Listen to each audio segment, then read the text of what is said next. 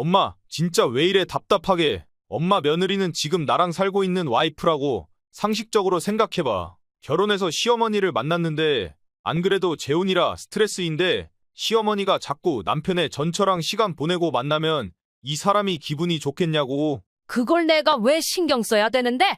그러게 누가 며느리 둘씩 갖고 싶다고 했냐? 나는 하나면 좋게.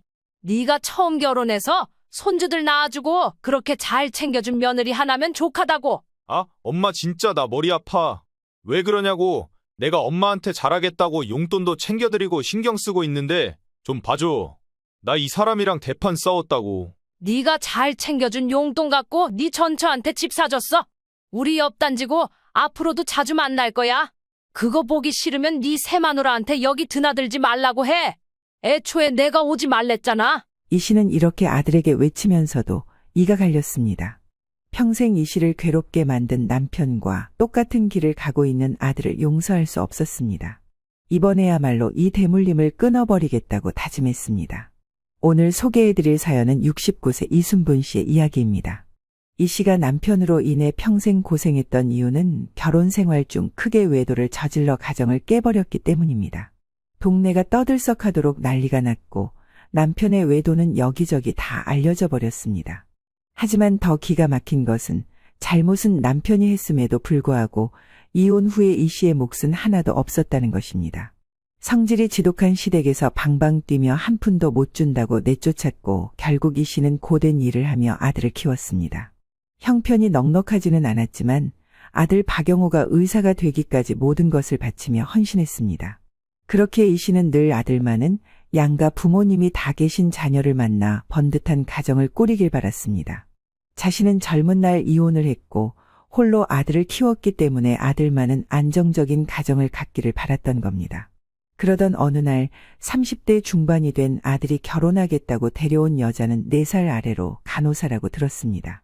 같은 병원에서 일하면서 친해졌고 그러다 보니 이렇게 마음이 잘 통하게 됐어, 엄마. 나 결혼하고 싶어, 이 사람과. 평소 아들의 결혼에 대해서는 나름 생각해 두었던 부분이 있었는데 이 아가씨는 정말이지 이 씨의 마음에 드는 부분이 하나도 없었습니다. 그래, 친정엄마가 안 계시다고? 아버지 혼자 계시는구나. 그렇대, 엄마.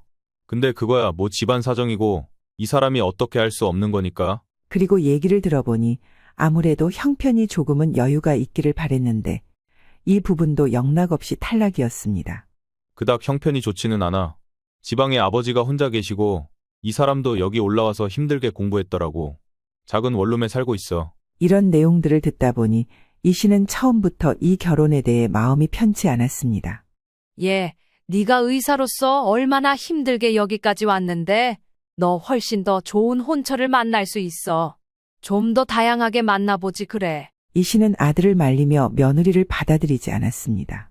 하지만 아들은 이 아가씨가 아주 좋은 사람이라고 말하며 결혼을 강행하더군요. 더 큰 충격은 아들이 혼전 임신 사실을 털어놓았을 때였습니다. 엄마, 사실 아이가 생겼어요. 그래서 더 이상 미룰 수가 없어요. 이 말을 들은 이 씨는 화가 치밀어 올랐습니다. 뭐야?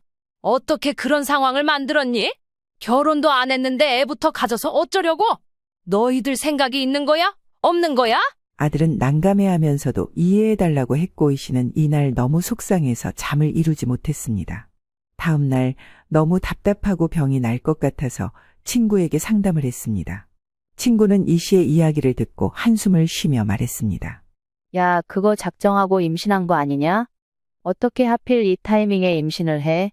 네 아들은 훨씬 더 좋은 여자를 만날 수 있었을 텐데 내가 점찍어둔 신부감들도 지금 줄을 섰는데 말이야. 정말 내가 다 속상하다. 친구의 말은 이 씨의 불안을 더 부추겼습니다. 그러게 말이야. 나도 그런 생각이 드네. 의사인 아들이 왜 굳이 그런 지방과 엮이려고 하는지 모르겠어. 그러면서 나 혼자만 이런 생각을 하는 게 아니구나 하는 생각에 예비 며느리가 진정으로 아들을 사랑하는 것인지 의심이 들었습니다. 그런 이 씨에게 아들은 죄송하다고 하면서도 결국 결혼을 빠르게 진행하자고 했고 그렇게 며느리는 첫 인사를 하러 집에 방문했습니다. 수줍으면서도 다소 눈치를 보며 인사를 하는 며느리의 첫 인상은 키도 적당하고 미인이라고 느껴지기는 했습니다. 어머니, 안녕하세요. 김선영이라고 합니다. 부족하지만 잘 부탁드립니다. 이 씨는 겉으로는 인사를 받았지만 마음속에서는 여전히 며느리를 받아들이기가 어려웠습니다. 왠지 모르게 울컥하고 마음이 편하지 않아서 얼굴을 마주치고 싶지 않았습니다. 옆에서 아들이 그래도 대답은 해주라며 옆구리를 콕 찔렀고 정말 마지못해 대답을 해주었습니다. 그래. 근데 둘 다 너무 깊이 만나보지 않고 갑자기 결정을 해서 말이야. 얘기는 들었는데 그렇게 급하게 진행해서 잘 살 수 있을지 걱정이 많다. 이렇게 말하며 이 씨는 며느리를 향해 눈을 찌푸렸습니다. 며느리는 이 씨의 반응에 눈치를 보며 긴장한 표정으로 앉아 있었습니다.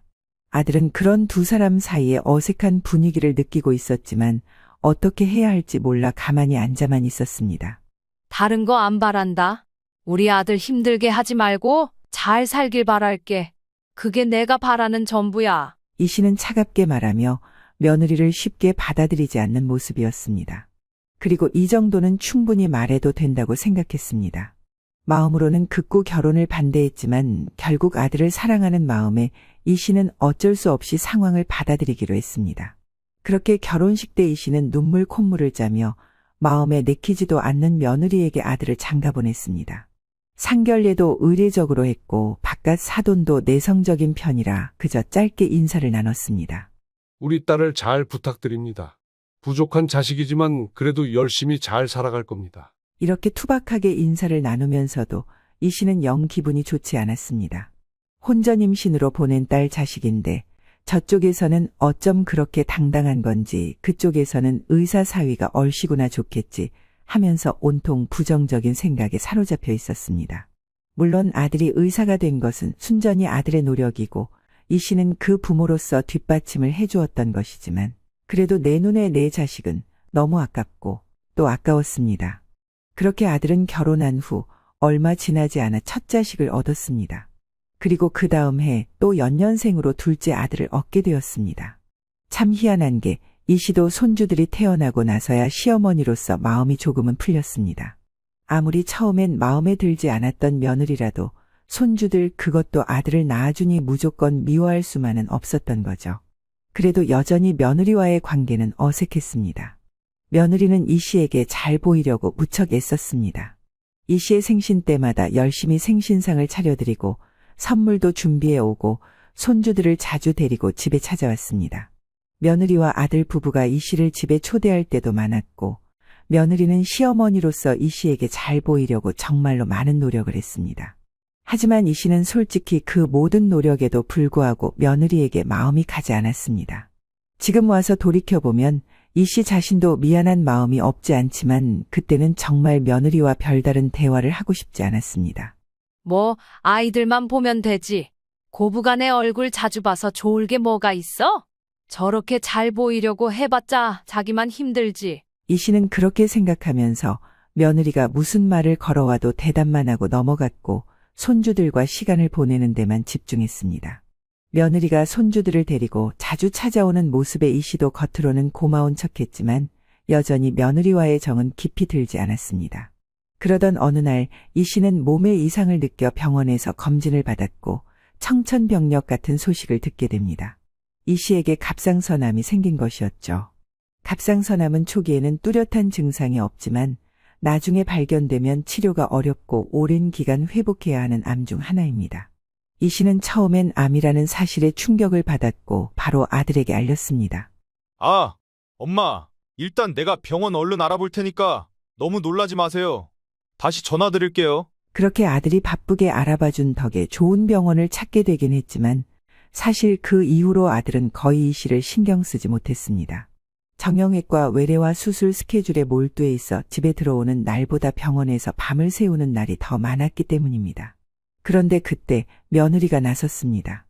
연년생으로 낳은 어린 손주들을 돌봐야 하는 상황이었지만 며느리는 이 씨를 돌보기 위해 간병을 자처했습니다. 제가 애들 데리고 왔다 갔다 할 수 있어요, 어머니.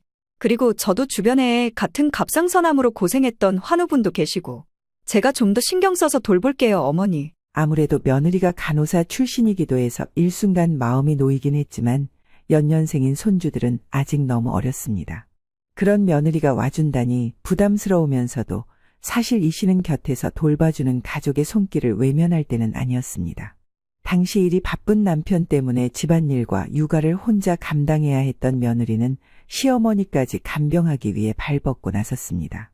이후에 이 씨가 갑상선암으로 수술을 받은 후 며느리는 이 씨의 회복을 위해 집에 자주 들러 직접 음식을 챙겨주고 집안일을 도와줬습니다. 이 씨는 갑상선암 환자로서 피곤과 무력감, 목소리 변화 등 여러 후유증을 겪으며 일상생활에서 힘든 순간들이 많았는데요. 며느리는 이 씨가 목소리가 제대로 나오지 않아 답답해할 때마다 차분하게 말을 건넸습니다. 어머니, 천천히 말씀하세요. 제가 다 듣고 있어요. 그러면서 이야기를 들어주었고 이 씨의 일과를 꼼꼼히 챙겼습니다. 그렇게 매일 아침 며느리는 두 아이를 일찌감치 어린이집에 보내고 이 씨의 집으로 찾아왔습니다. 이 씨가 복용해야 하는 약을 정리하고 수술 부위 관리를 도와줬습니다. 특히 갑상선암 수술을 받은 후에는 면역력이 약해져 감염 예방이 중요한데 며느리는 손을 깨끗이 씻고 방을 자주 환기시켰습니다. 또한 이 씨가 음식 섭취에 어려움을 겪을 때는 소화가 잘 되는 부드러운 음식을 만들어 직접 가져다주고 자잘한 집안일까지 도와주니 갈수록 정말 몸둘 바를 모를 정도였습니다. 그렇게 며느리에게 신세를 지며 마음이 조금 열려지던 때에 이 씨가 가장 며느리에게 놀랐던 순간은 신우가 호주에서 찾아왔을 때였습니다. 신우는 이 씨의 전남편의 누나로 예전부터 이 씨와 사이가 좋지 않았고 언제나 이 씨를 무시하며 함부로 대했습니다. 그랬던 신우가 갑작스레 한국에 들어와서는 암 투병 중인 이 씨를 보겠다고 찾아온 것입니다. 신우는 이 씨가 암에 걸린 것을 대수롭지 않게 여겼습니다. 그까짓 암 갖고 뭐 그렇게 유세를 부려올 캐는. 나도 유방암이었는데 다 치료하고 건강해졌어. 참 앓는 소리를 잘해 우리 올케는. 그러면서 먼저 세상을 떠난 동생, 그러니까 이 씨의 전남편 이야기를 꺼내며 또 들으란 듯 비아냥거렸습니다. 내 동생도 처자식 없이 암으로 고생하다 갔는데 올케는 자식의 며느리까지 있으면서 그냥 괜히 좀 알아달라고 그러는 거지. 하여간 왜들 그렇게 나이 먹고 애같이 구는지 몰라들. 그러면서 이 씨를 은근히 깎아내렸습니다. 그 와중에 신우는 조카를 보러 왔다며 연신 이 씨의 아들을 찾았습니다. 이 씨는 꼭 참고 대답했습니다. 이렇게 갑자기 저희 집으로 오실 줄 몰라서. 근데 영호도 많이 바빠요, 형님. 저도 요 근래 한 번을 못 봤어요. 걔도 참 엄마가 암이라는데 독하네. 지가 괜히 의사야? 아무튼 그렇게 혼자 잘났다고 아들 데리고 나가서 이혼하고 난리를 칠 때 얼마나 잘 사나 했어. 이게 뭐냐고. 자식한테 제대로 대접이나 받긴 해 뭘 해. 이 말을 들으니 이 씨는 견딜 수 없이 언짢았고 신우가 얼른 볼일 보고 본인의 숙소로 가길 바랬습니다. 아무튼 그러거나 말거나 나한테는 아주 우리 귀한 의사 조카지. 기다렸다가 영우 보고 가야겠다. 이 말에 이 씨는 무척 놀랐습니다. 그만 갔으면 했는데 신우는 집에 한참 더 있을 예정인 것 같았으니까요. 그때 마침 며느리가 자리에 있었습니다. 신우는 며느리에게 싹싹하다며 칭찬을 하더니 다시 이 씨에게 이렇게 말했습니다. 저기 올케. 나 조금만 눈 붙였다가 우리 조카만 보고 갈 테니까 깨워줘. 어디 빈 방 없어? 좀 봐봐. 그게 안방은 제가 쓰는 거고 작은 방은 창고로 쓰고 있어요. 저 혼자 살다 보니까 이제 방도 대부분 쓰지를 않아서. 아이 뭐야. 그럼 나 잠깐만 누워있을게. 허리 아프고 지금 너무 피곤해서 그래. 둘이 애기들 하고 있어. 어젯밤부터 통 잠을 못 자서 쓰러질 것 같아. 그러면서 신우는 이 씨의 집 안방을 기웃거렸고 여기서 이 씨는 극심한 짜증이 올라왔습니다. 그러나 그 순간 며느리가 단호하게 나섰습니다. 고모님, 오늘 한국 오셔서 묵으실 숙소는 따로 예약하신 거죠? 혹시 호텔을 어느 지역에 잡으셨을까요? 죄송하지만 저희 어머님께서 아직도 많이 쉬셔야 하는 상황이시거든요. 밤에도 잠을 잘 못 주무셔서 낮에라도 좀 주무셔야 해요. 고모님도 멀리서 오셨으니 호텔 가셔서 편히 쉬시는 게 어떠세요? 제가 차로 모셔다 드릴게요. 이 말을 듣고 신우의 얼굴이 굳어졌습니다. 신우는 기분이 나쁜 듯 인상을 쓰더니 그냥 휙 나가버렸습니다. 됐어? 나보고 나가라는 거지? 저 멀리 호주에서 비행기 타고 날아온 사람을 갖다가 이렇게 푸대접을 해서 내쫓네. 나오지 마. 나 알아서 택시 잡아서 간다. 아니에요, 고모님. 영우 씨 오면 다시 연락드릴게요. 이해해 주셔서 감사합니다. 며느리는 그렇게 신우를 달래서 배웅을 하고 다시 들어왔습니다. 이 씨는 이런 모습을 보며 뭐가 훌쩍 순식간에 스치고 지나간 느낌이었습니다. 사실 신우는 예전부터 우리 집에 오면 함부로 드러눕고 이 씨에게 잔심부름을 시키며 괴롭히는 일이 많았습니다. 이번에도 신우는 암 투병 중인 이 씨에게 무리한 부탁을 하며 부담을 주었지만 며느리가 모든 것을 막아주었던 것입니다. 이 씨는 그날 며느리가 자신을 지켜준 것이 너무나 고마웠고 며느리가 달리 보이기 시작했습니다. 정작 그날도 아들은 집에 들르지 못했지만 며느리가 옆에서 든든하게 자리를 지켜주고 있었습니다. 그런 와중에 아들에게 전화했더니 놀라긴 했습니다. 고모가 다녀가셨어? 아쉽네. 근데 엄마 내가 요즘에 진짜 너무 많이 바빠서 잘 들려보지도 못하고 너무 미안해요. 주말에 꼭 들릴게. 이때 이 씨는 자기도 모르게 아들 앞에서 며느리에 대한 칭찬을 하게 되었습니다. 예, 요즘 네 마누라가 엄마 많이 도와주고 있어. 진짜 신세 많이 지고 있다. 엄마도 엄마지만 네 마누라한테도 잘해줘라. 그게 최고잖니. 아들이 처음 며느리를 데리고 와서 정말 좋은 사람이라고 소개했던 모습이 다시 떠올랐고 이 씨는 이제사 그 말에 동의를 하게 된 것입니다. 하지만 이때만 해도 전혀 알지 못했습니다.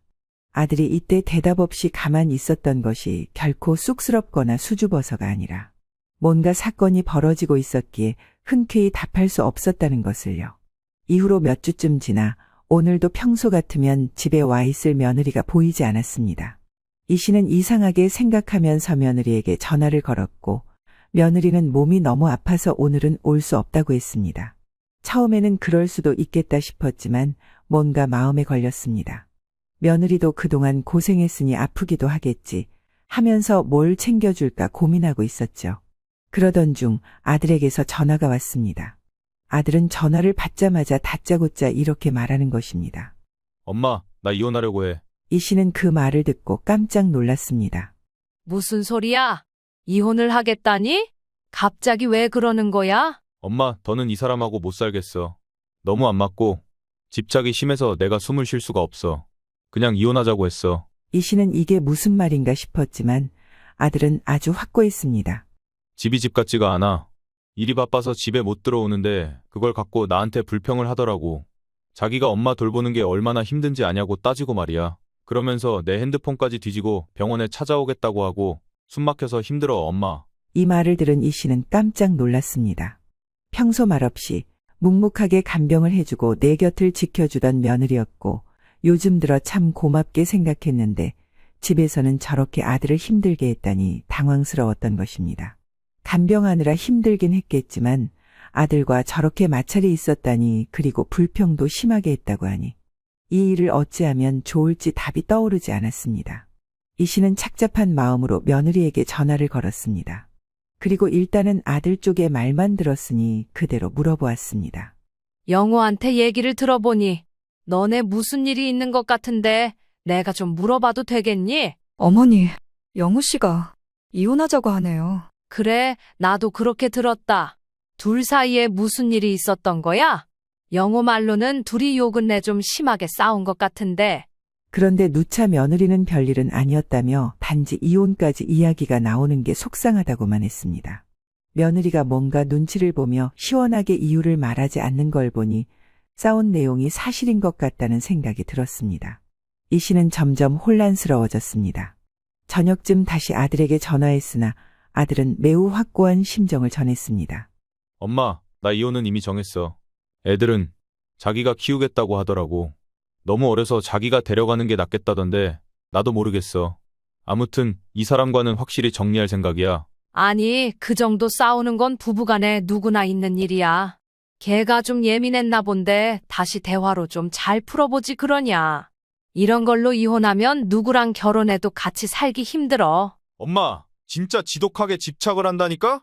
내가 병원에서 일을 할 수 없을 정도로 전화를 해대고 잠깐 쉬러 집에 들어가면 아주 나를 박박 긁고 못 잡아먹어서 안달이야. 애기 안고 울면서 나한테 소리를 질러대고 의심까지 하는데 사람 미치겠더라. 병원까지 와서 난동 피우면 나는 창피해서 어떻게 이래? 이 씨는 아들이 이렇게까지 화가 난 모습은 처음 보았고 여러모로 놀란 마음이 진정되지 않았습니다. 그러면서 그 다음 주에 아들은 바로 집을 팔겠다며 엄마가 사준 집 명의라서 허락을 받아야 한다고 연락을 해왔습니다. 그냥 하는 말이 아니라 진짜로 진행되는 것을 보고 다급해진 이 씨는 며느리를 다시 불렀습니다. 너 이혼할 생각이 있는 거냐?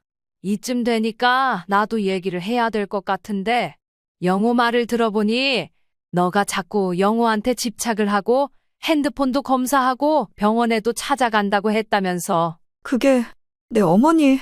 저희 요즘 그런 일이 있었어요. 며느리는 잠시 망설이다가 무겁게 입을 열었습니다. 사실 남편이 바람을 피웠어요. 이 말을 들으니 아들이 며느리 때문에 숨 막히다고 말했던 이유가 이건가 싶어 이 씨는 다시 한숨이 나왔습니다. 그래, 너가 그렇게 생각한다고 들었다.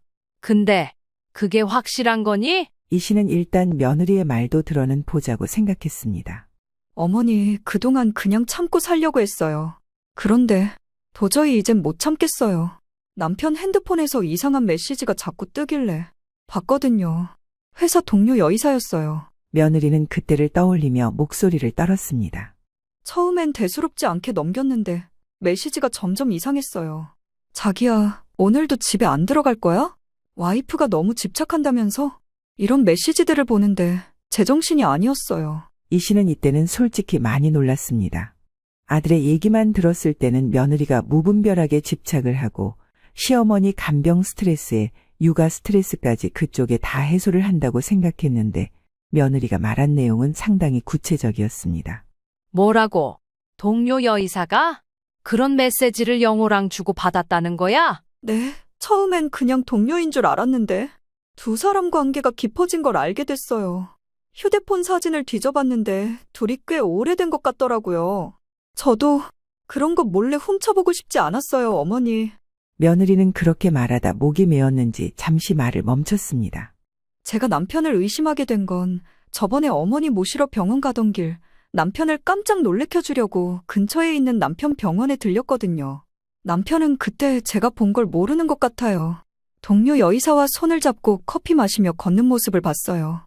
그 이후로 저는 남편이 집에 오면 몰래 핸드폰을 살폈어요. 이 씨는 너무 어지러워 숨을 쉬기 힘들 지경이었습니다. 아들이 며느리를 놔두고 다른 이성과 저러고 있다니 게다가 번듯하게 결혼한 남자라는 건 직장에서도 알려져 있을 텐데 기가 막혔습니다. 그리고 둘이서 국내 여행도 다녀온 사진들이 있더라고요. 최근에 같이 놀러 간 흔적까지 있었어요. 사실 그러면 안 되는데, 그런 장면을 눈으로 보면 안 된다고, 그럼 못 산다고 들었는데 어쩔 수 없이 확인하는 과정에서 봐버렸어요. 이 씨는 그 말을 들으면서도 믿기지 않았습니다. 아니, 그럼 세상에 이게 무슨 일이라니? 그러면서 며느리는 핸드폰으로 찍어둔 증거 사진들 몇 가지를 이 씨에게 보여주었고 이 씨는 보자마자 미간이 찌푸려졌습니다. 누가 봐도 사진 속 낯선 여성과 아들은 연인처럼 보였기 때문입니다. 엄마인 내가 봐도 황당한데 아내인 며느리는 얼마나 충격이었을지 상상하기도 거북했습니다. 며느리는 고개를 끄덕이며 눈물을 흘렸습니다. 처음엔 아니라고 계속 그러고, 그리고 제가 핸드폰을 밤에 몰래 들고 나가다 들키기도 했거든요. 그때는 남편이 불같이 화를 냈어요. 하지만 제가 증거를 보여주니 오히려 저한테 소리치면서 질렸다느니, 집착이 심하다느니 제가 너무 무섭다면서, 그러면서 이혼하자고 했어요. 이 씨는 충격으로 말문이 막혔습니다. 그동안 아들이 멀쩡하게 가정을 지키고 있다고 믿었는데 이 모든 상황이 너무나 충격적이었습니다. 그런데 왜 너는 그동안 나한테 말을 안 했니? 내가 알았으면 진작에 어떻게 했을 텐데. 생각해보니 아들의 외도를 며느리가 알았을 시기에도 며느리는 꾸준하게 하루도 빠지지 않고 이 씨의 집에 왔습니다. 이 씨는 머릿속으로 이 시간들이 잘 합쳐지지 않아 다시 두통이 느껴졌습니다. 며느리는 눈물을 닦으며 힘없이 말했습니다. 어머니, 저도 참으려고 했어요. 아이들이 있으니까 가정을 지켜야겠다는 생각에 남편이 회복할 거라고, 다시 돌아올 거라고 믿고 있었어요. 그런데 지금은 너무 힘들어요. 여기서 이 씨는 다시는 추억하고 싶지 않은 끔찍한 기억이 하나 떠올랐습니다. 이게 이렇게 대물림이 될지는 몰랐는데 이 씨의 전 남편도 직장에서 만난 여자와 외도를 했기 때문입니다. 아들 영호가 어렸을 때 전 남편이 바람을 피우면서 가정은 크게 흔들렸고 결국 이혼을 할 수밖에 없었습니다. 그 당시에도 이 씨는 남편을 몰아세우며 진실을 밝혀내려고 했지만 남편은 오히려 아내에게 책임을 돌렸습니다. 자신이 집에서 편히 지내지 못하는 건 다 이 씨 탓이라며 이 씨를 원망했고 그 상황 속에서 결국 재산 문제까지 얽혀버렸습니다. 남편은 이혼을 하면서 재산도 다 가져가려고 했고 이 씨는 거의 빈손으로 아이만 데리고 쫓겨나다시피 했습니다. 당시에 못된 신우는 그러게 왜 들쑤셔서 이 사단을 만드냐는 둥 이 씨의 속을 더 긁어놨습니다.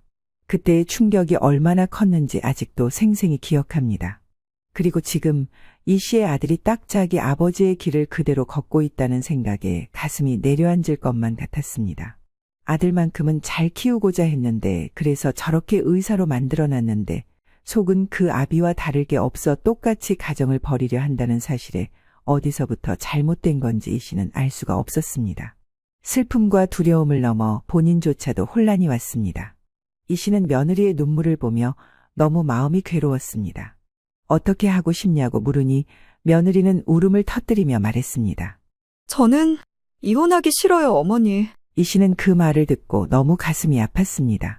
저도 어릴 때 한쪽 부모 없이 자라서 제 아이들은 아빠 없는 아이로 만들 수 없어요. 저는 괜찮아요. 그냥 계속 이렇게 살고 싶어요. 애들만 남편이 예뻐해준다면. 이 씨는 그 말을 들으며 눈물이 줄줄 흘렀습니다. 아들에 대한 실망과 며느리에 대한 미안함이 뒤섞여 가슴이 미어졌습니다. 내 아들이지만 정말 참을 수가 없었습니다. 그동안 아무것도 모른 채 그저 내 품속 아들만 예뻐하며 그 아들이 어떤 어른이 되어 있는지도 모른 채 그보다 학벌이 좀 부족할 뿐인 며느리를 미워했던 자신이 부끄러워졌습니다. 그러면서 결혼 전 사돈이 며느리를 잘 부탁한다고 간절하게 말하던 얼굴이 떠올랐고 그 말을 가볍게 흘려보냈던 것이 후회스러웠습니다. 이 씨가 아팠을 때 며느리가 정성껏 간병해 준 것은 잊을 수가 없습니다. 암으로 고생하는 하루하루 일기처럼 며느리가 계속 그 날짜마다 있었기 때문입니다. 그동안 며느리는 이 씨 곁에서 한마디 불평도 없이 아이들까지 돌보며 이 씨를 보살펴 주었습니다. 신우가 왔을 때도 당당하게 보호해줬던 며느리였고 여러 부분에서 진심을 알게 되었습니다.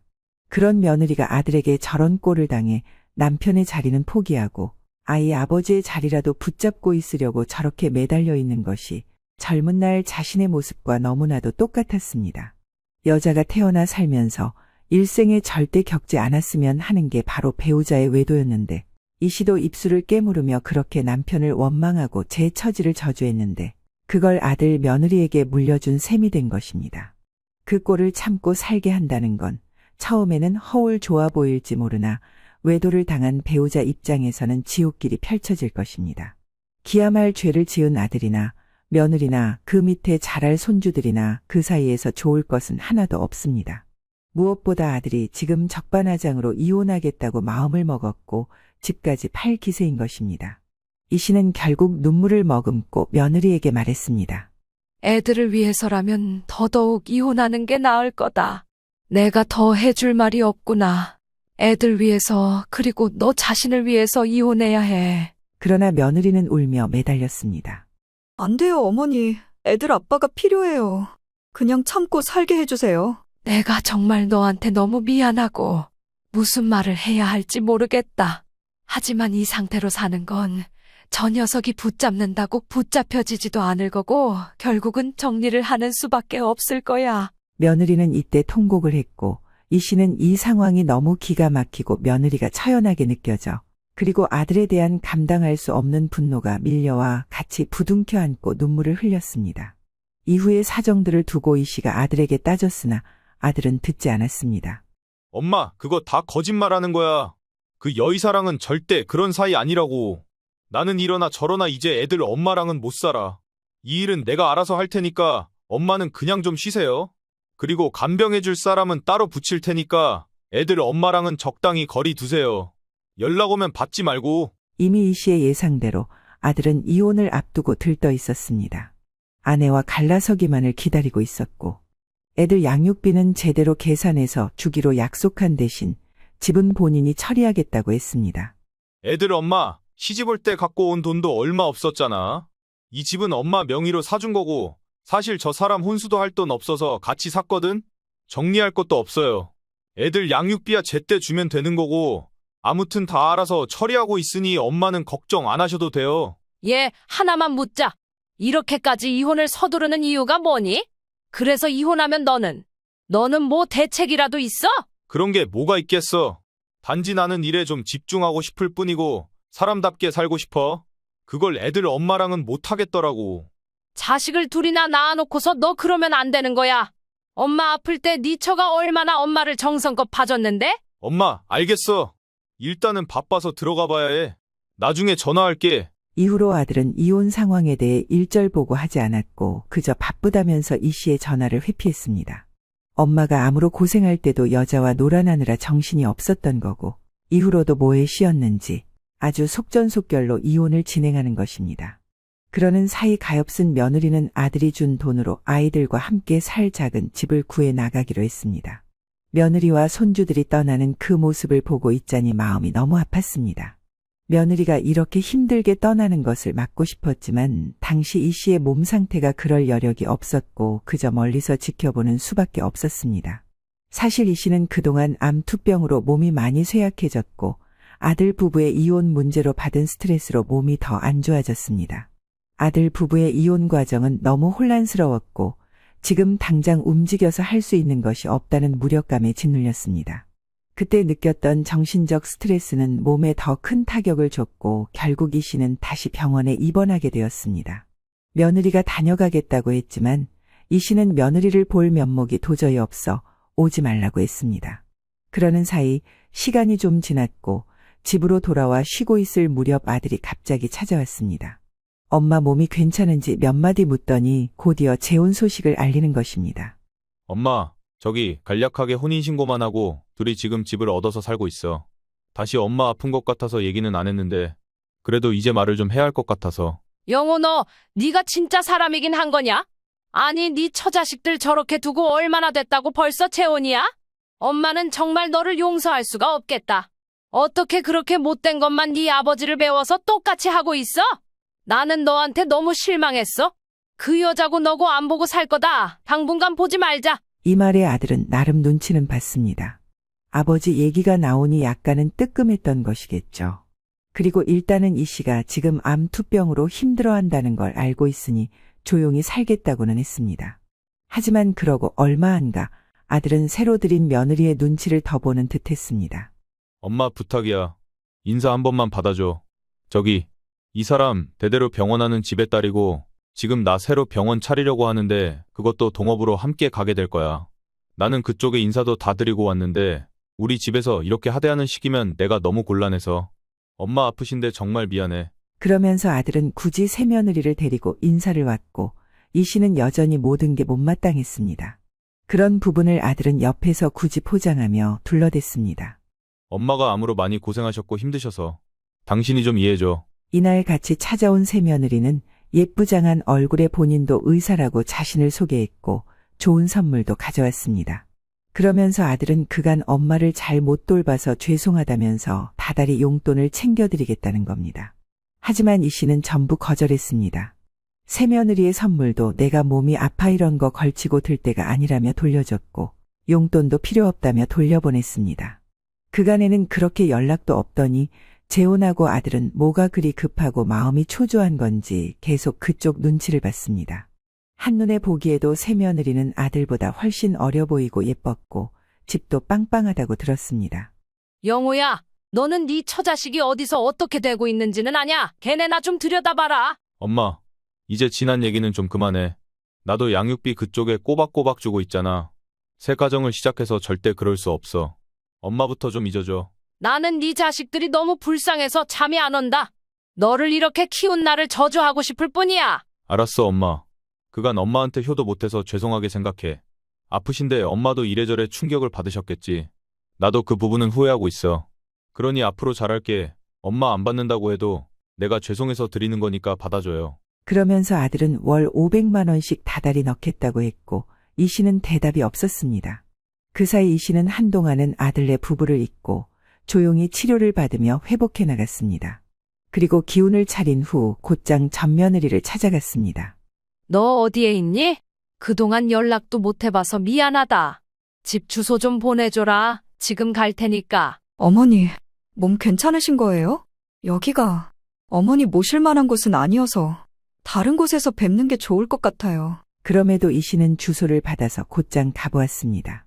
며느리는 작은 빌라에서 연년생 손주들을 키우며 복작복작 바쁘게 살고 있었고 형편이 썩 좋지 않아 보였습니다. 며느리는 이혼 후에 많이 지쳐 보였고 살도 빠져서 얼굴이 헬쓱했으며 그 모습을 보자마자 가슴이 너무 아파 왈칵 눈물이 났습니다. 아이들은 떼를 쓰며 뛰어다니고 울고 난리가 났었는데 그런 상황 속에서도 며느리는 미소를 띄우며 애들을 달래고 있었습니다. 이 씨는 손주들을 안은 다음 얼굴을 묻은 채 한참을 울었습니다. 얼마나 힘들었니? 집도 좁아 보이고 애들이 이렇게 난리를 치는데 옆집에서 아무 말 안 해? 어떻게 애 둘을 키우고 있니? 이 씨가 가슴이 아파서 물어보자 며느리는 씁쓸하게 웃으며 대답했습니다. 괜찮아요, 어머니. 힘들긴 하지만 이 정도면 저한테는 충분해요. 저도 이제 일 시작하려고 알아보는 중이에요. 이 씨는 그 말을 듣고 더 이상 참을 수 없었습니다. 그러지 말고 이 근처로 이사 와라. 내가 영호 녀석한테 받은 돈도 있고 내가 가진 돈을 보태서 좋은 집 하나 사주마. 이래서는 애들도 힘들고 너도 지쳐서 못 버틸 거 아니냐. 하지만 며느리는 한사코 괜찮다고 고개를 저었습니다. 어머니, 정말 괜찮아요. 저희는 그냥 이렇게 살면 돼요. 제가 더 신경 쓰지 않게 해주세요. 어머니도 몸이 안 좋으신데 저한테까지 신경 쓰시면 어떡해요. 하지만 이 씨는 이미 며느리에게 연락할 때부터 마음을 강하게 먹고 있었습니다. 아니다. 방법이 없으면 몰라도 있으면 기대는 거야. 너 다 참고 네 남편이랑 같이 살 생각까지 하던 애 아니었니? 지금이라도 이 애들을 좋은 환경에서 키워야 한다고 생각해. 그리고 기댈 게 뭐가 있냐? 나는 얘네 할머니고 당연한 거지. 우리 아파트 바로 옆 단지 25평대 집을 하나 알아봤어. 너랑 아이들 거처는 얼른 그쪽으로 옮겨가자. 며느리는 이 씨의 결심이 확고하다는 걸 알고는 눈물을 보였습니다. 어머니, 정말 죄송하고 감사합니다. 그렇게 이 씨는 며느리와 손주들을 단지 내 아파트로 이동시켰습니다. 가까이에 두고 여기서 어린이집도 학교도 다닐 수 있도록 멀리 보고 집을 사준 것입니다. 그러던 어느 날 이 씨는 전 며느리와 손주들을 데리고 단지 내 놀이터에서 놀고 있었습니다. 손주들이 그네를 타면서 까르르 웃고 전 며느리도 아이들을 따라 웃고 있었습니다. 그런데 갑자기 저쪽에서 익숙한 얼굴이 나타났습니다. 어머니, 여기 계셨네요. 댁에 안 계셔서 지금 다시 집에 가던 길이었는데. 갑자기 어떤 예고도 없이 새 며느리가 놀이터 쪽으로 걸어오는 것이었습니다.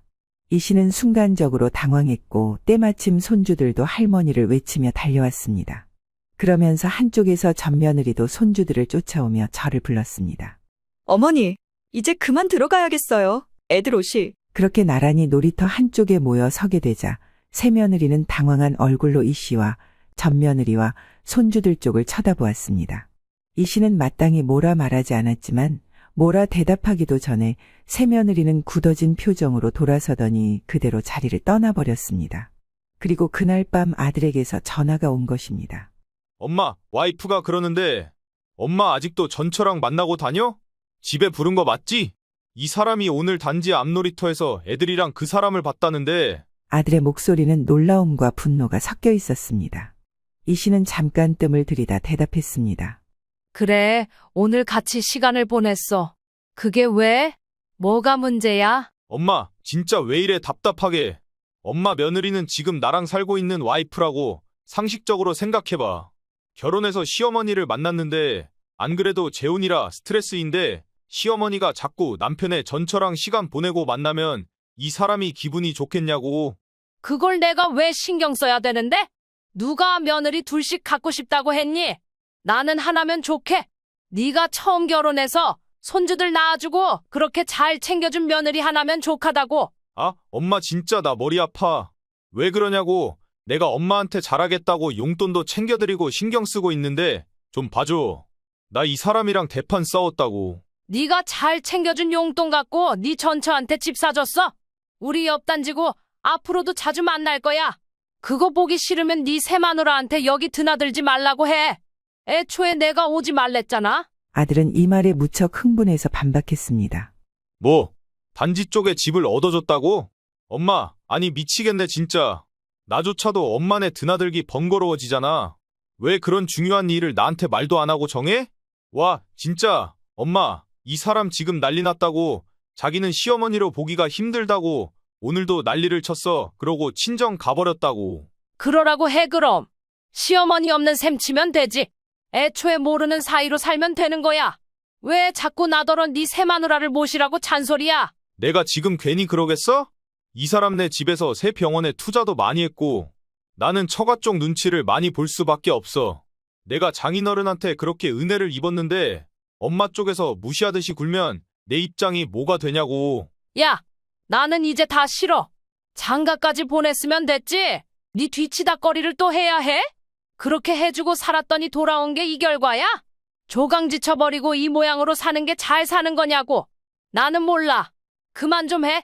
다 싫으면 용돈도 집어치워라. 아들은 아무 말도 하지 않았고 이 씨는 전화를 끊어버렸습니다. 이후로 이 씨는 전 며느리와 손주들이 살고 있는 집에 더 자주 드나들게 되었습니다. 손주들이 단지 내 어린이집을 다니며 잘 자라고 전 며느리도 바쁘게 집안일과 아이들 돌봄에 신경을 쓰고 있었습니다. 어느 날 며느리와 둘이 마주 앉아 이야기를 나누게 되었습니다. 어머니, 아이들이 어린이집 적응도 잘하고 있어서 저도 다시 일을 해볼까 고민 중이에요. 이쯤 되면 엄마들도 다들 슬슬 일하더라고요. 이 씨는 며느리의 말에 고개를 끄덕이며 생각에 잠겼습니다. 그래. 더군다나 너는 결혼 전에 일하던 애였으니까 이후로도 계속하면 좋지. 자격증 준비한다더니 그거 마무리됐니? 네, 어머니. 자격증 다시 준비하고 있어요. 벌써 몇 과목 끝냈고 조금만 더 하면 될 것 같아요. 며느리는 밝게 대답했지만 이 씨는 며느리의 얼굴에서 여전히 남은 피로와 고단함을 읽을 수 있었습니다. 이 씨는 한숨을 쉬며 손주들이 노는 모습을 지켜보았습니다. 그래, 네가 하고 싶은 일이라면 해라. 내가 도울 일 있으면 언제든 얘기하고. 이 씨는 손주들과 며느리와 지내면서 마음의 안정을 찾고 있었습니다. 그동안 아들과의 갈등으로 겪은 고통이 크기도 했지만 이제는 이 작은 가족과 함께하는 시간이 소소한 행복을 주고 있습니다. 몇 달 지나 들려온 소식에 의하면 아들은 결국 재혼 생활에서도 실패했고 병원도 따로 분리되어 나가게 되었다는 소식을 들었습니다. 아마도 새며느리와 이야기가 잘 안 풀렸던 모양이고 아들은 그 탓을 이 씨에게 돌리고 싶었던 모양인지 월 500씩 보내오던 용돈도 끊겼습니다. 다시 페이닥터로 일하게 되었다는 얘기도 들었지만 그런가 보다 하고 이 씨 쪽에서 먼저 아들에게 연락은 하지 않습니다. 아들이 어리석은 선택을 반복했고 이 씨는 더 이상 그에게 어떤 기대도 하지 않기로 결심했습니다. 또한 본인이 그간 모아둔 재산도 있었기에 아들과의 단절이 경제적으로 문제될 것은 없었습니다. 지금은 그저 이렇게 아들과의 거리가 있는 편이 서로에게 도움이 된다고 믿었습니다.